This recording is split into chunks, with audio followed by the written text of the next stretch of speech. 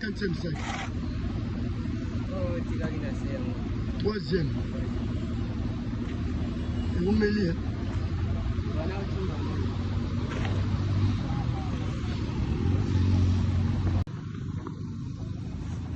Est-ce qu'elle dit moi on va battre ça?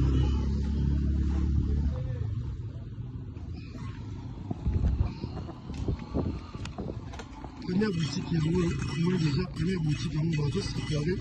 Première boutique, on va séparer. Donc, on a payé 4 mètres de boutique. On va séparer la première boutique. Donc, comme ça, les deux salles, on a déjà.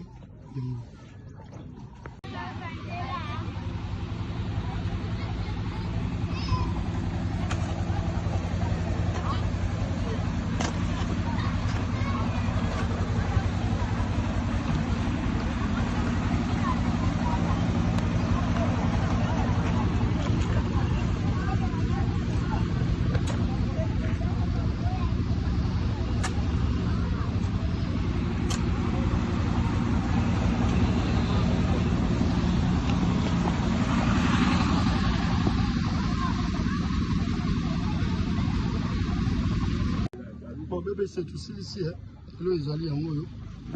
Monique, Simon Etikali, un dame. Et on peut couler la socle là, on peut Etikali. Simon, on a béton, tout est ma banque. Et on peut couler par où? Le socle là, on peut la vie. On peut couler au Simon Etikali. Après, on a coulé au pour Etikali. La boutique là, béton. Après, on a coulé au. Parce que la boutique est harmonie, et que c'est déjà harmonie à 4 mètres. La boutique est la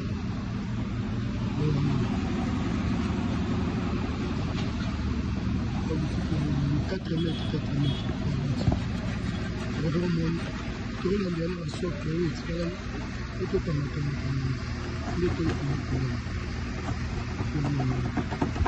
tout ça, les civils.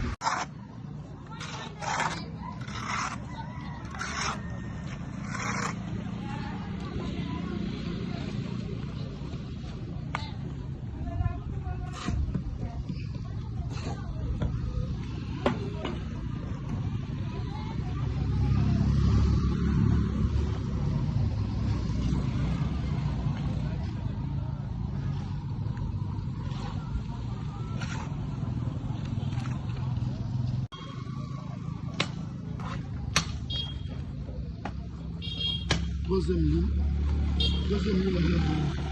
et la troisième ligne pour la bande salée.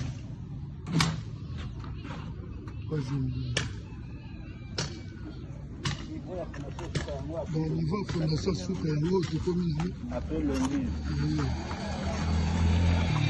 Donc, quatrième ligne, au quatrième ligne, soit Tony Baba ou Missa tu lobby, ici, après le lobby, tu es l'ambine, chemin noir.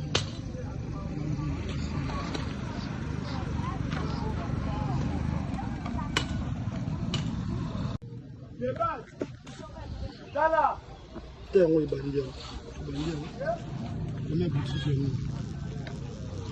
On est boutique. Deuxième boutique. Troisième boutique. Quatrième boutique. Il y a des boulons derrière. Et ça, on est bien. Elle va boire la pousse ici.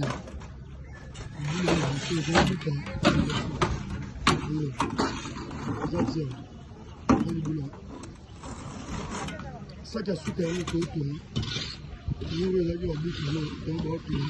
On va appeler le famille, on va appeler le famille. Alors, on va appeler le famille. Pour ça, c'est la boulot.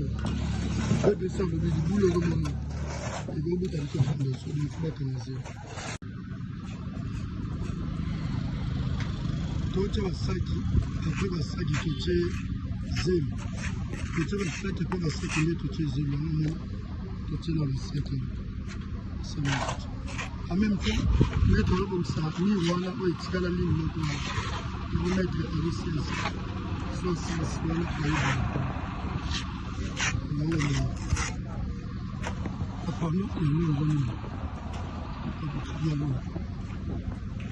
Bakolon oyo bayebisaki yo bamabende ezalaka likolo bamabende ezwa likolo nyonso oyo nyonso mabende boye mabende ezwa likolo kuna ya longrine babengaka yango mona ezali avant banda élévation awa fo batya longrine en même temps mpe tokule mabulu oyo etikala